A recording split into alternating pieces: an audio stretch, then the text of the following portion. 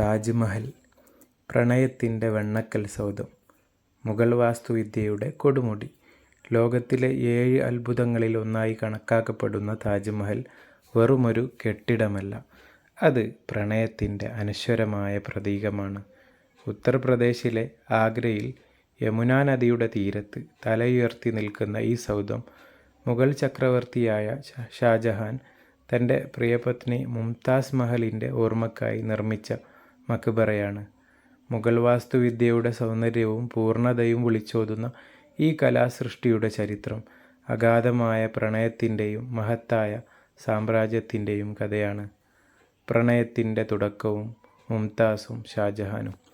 മുഗൾ ചക്രവർത്തിയായ ഷാജഹാൻ 1612 ആർജുമന്ദ് ബാനു ബീഗത്തെ വിവാഹം കഴിച്ചു. കൊട്ടാരത്തിലെ തിരഞ്ഞെടുക്കപ്പെട്ടവൾ എന്നർത്ഥം വരുന്ന മുംതാസ് മഹൽ എന്ന പദവി ഷാജഹാനാണ് അവർക്ക് നൽകിയത്.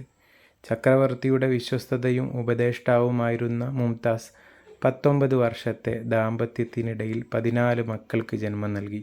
1631 ഷാജഹാനോടൊപ്പം സൈനിക പര്യടനത്തിന് പോയ വേളയിൽ 14ാമത്തെ പ്രസവത്തിൽ മധ്യപ്രദേശിലെ ബുർഹാൻപൂരിൽ വെച്ച് മുംതാസ് മരിച്ചു. പ്രിയതമയുടെ വേർപാട് ഷാജഹാനെ ആഴത്തിൽ ദുഃഖത്തിലാഴ്ത്തി.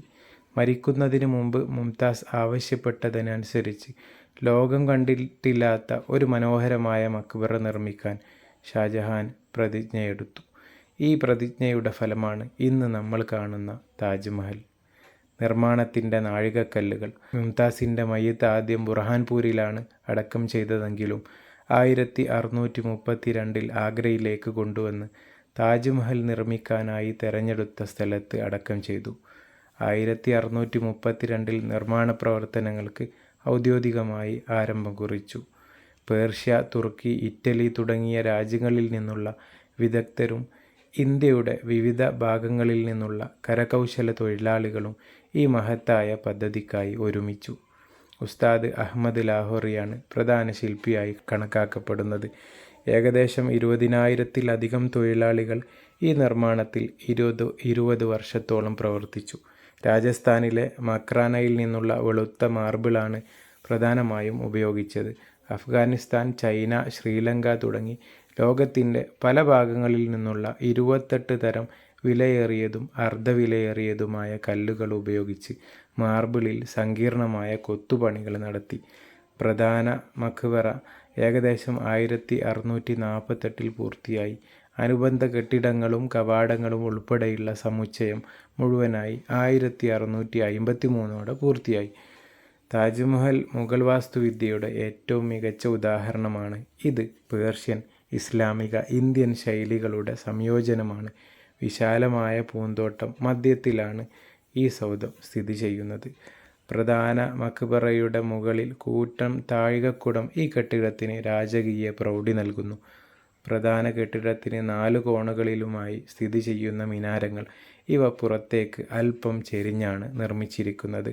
ഭൂകമ്പമുണ്ടായാൽ മിനാരങ്ങൾ അകത്തേക്ക് വീണ് പ്രധാന സൗധത്തിന് കേടുപാടുകൾ സംഭവിക്കാതിരിക്കാനാണ് ഇങ്ങനെ രൂപകൽപ്പന ചെയ്തത്. ഖുർആനിലെ വചനങ്ങൾ കെട്ടിടത്തിൻ്റെ ഭിത്തികളിൽ അറബിക് കാലിഗ്രാഫി ഉപയോഗിച്ച് മനോഹരമായി കൊത്തിവെച്ചിരിക്കുന്നു.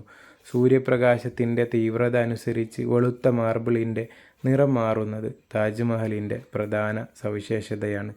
താജ്മഹലിൻ്റെ നിർമ്മാണം പൂർത്തിയായ ശേഷം ഷാജഹാൻ്റെ ജീവിതത്തിൽ ദുരന്തങ്ങൾ സംഭവിച്ചു. 1658 അദ്ദേഹത്തിൻ്റെ മകനായ ഔറംഗസീബ് അധികാരം പിടിച്ചെടുക്കുകയും ഷാജഹാനെ ആഗ്ര കോട്ടയിൽ തടവിലാക്കുകയും ചെയ്തു.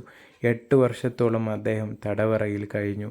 തടവറയിലെ ഒരു ജനലിലൂടെ താജ്മഹൽ നോക്കിക്കണ്ടാണ് അദ്ദേഹം തൻ്റെ അവസാന നാളുകൾ കഴിച്ചുകൂട്ടിയത്.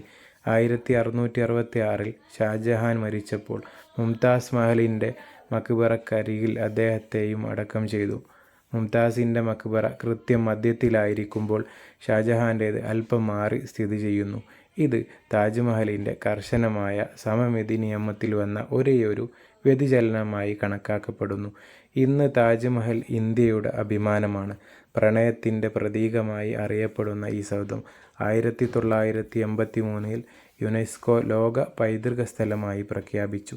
കാലത്തെ അതിജീവിച്ച് സൗന്ദര്യത്തിൻ്റെയും സ്നേഹത്തിൻ്റെയും മകുടോദാഹരണമായി താജ്മഹൽ തലമുറകളായി നിലകൊള്ളുന്നു.